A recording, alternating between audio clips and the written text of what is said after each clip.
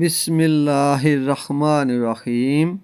اللہ تعالیٰ کی ذات، پارہ نمبر 25 رکوع 6 آیت نمبر 51 میں فرماتے ہیں وَمَا كَانَ لِبَشَرٍ أَن يُكَلِّمَهُ اللَّهُ إِلَّا وَحْيًا أَوْ مِن وَرَاءِ حِجَابٍ أَوْ يُرْسِلَ رَسُولًا فَيُوحِيَ بِإِذْنِهِ مَا يَشَاءُ إِنَّهُ عَلِيٌّ حَکیم۔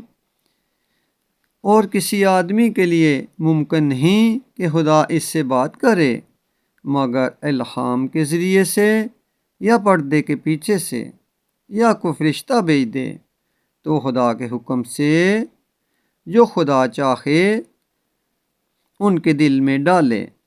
بے شک وہ اعلیٰ رتبہ اور حکمت والا ہے۔ اللہ تعالیٰ کی ذات ہم سب کو قرآن پاک پڑھنے اور اس پر عمل کرنے کی توفیق عطا فرمائے، آمین۔